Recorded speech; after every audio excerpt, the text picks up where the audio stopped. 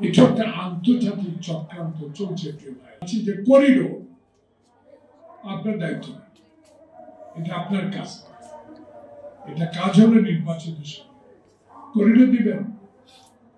পাশে চীন, Russia, Bharat, Myanmar সাথে আছে, এখানে আপনি দিবেন মানবিক কারণে করিডোর। তাহলে এই যে 17 লক্ষ 18 লক্ষ রোহিঙ্গা আছে, তারা আর যাওয়ার সুযোগ তো থাকবে না। ভূ রাজনীতিতে যে অচল অবস্থা সৃষ্টি হবে কে রক্ষা করবে? তাই করিডোরের বিষয় চট্টগ্রামকে বিদেশির হাতে তুলে দেবেন। আমার কেমন যেন মনে হচ্ছে এই কথাটা, আমি সাংবাদিক বন্ধুকে অনুরোধ করবো আমার এই কথাগুলো যদি পারেন প্রচার করবেন। আপনি এত গুণীজন, আপনার সাথে এত গুণী ব্যক্তি, আপনি যখন গুণীজন হতে পারলেন, বাংলাদেশের এই পোর্ট চালাবার জন্য গুণীজন তো আপনি তৈরি করতে পারেন, অন্যের হাতে কেন তুলবেন? গুণীজন তো আমাদের মাঝে আছে। আপনি যেরকম আছেন এরকম বহু গুণীজন ব্যক্তি, বহু দক্ষ লোক, পোর্ট চালাবার মতো লোক আছে, বিদেশের হাতে তুলে দেওয়ার কোনো দরকার। এটা একটা আন্তর্জাতিক চক্রান্ত চলছে।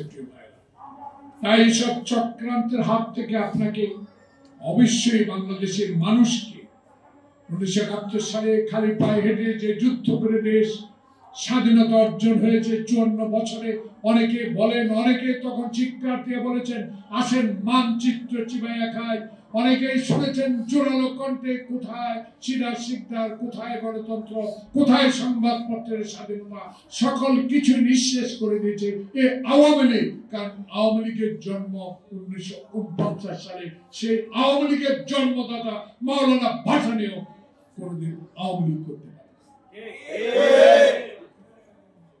তাই শেখ হাসিনা প্রেতাত্মদেরকে আমরা বলি, কারণ এরা আমাদেরকে একটু আগে কমিশনার বক্তব্য দিয়েছে। 44টা হাজার হাজার 16 বছরে 10 বছর অধিক জেল কেটেছে। আফসোস মেরুদণ্ড ভেঙেছে তারেক রহমানের, দোয়া করেছেন বেঁচে আছে। বহু রক্তাক্ত অবস্থা আমাদের বহু নেতাকে আপনারা দেখেছেন। হারুনের কথা বলে যেন মানুষ না বলে। আজকে শেষ কি বলতে চাই, নো করিডোর। চট্টগ্রাম বন্দর বিদেশের কাছে দেওয়া যাবে না, সে বিষয়ে সিদ্ধান্ত হবে পার্লামেন্টে। সেই পার্লামেন্ট হবে তারেক রহমানের। যেই তারেক রহমান বলেছে বিএনপিকে সরকার গঠন করার জন্য বাংলাদেশে শেখ হাসিনার সেই নির্বাচনকে ধূলিসাৎ করে দেওয়ার ষড়যন্ত্র থেকে রক্ষা করে এক মাথা এক ভোটে জনগণের পছন্দের মতো লোককে জনগণ ভোট দিয়ে যাদেরকে সংখ্যা গরিষ্ঠতা আসন দেবে তারাই সরকার গঠন করবে এবং তারাই এই সকল সিদ্ধান্ত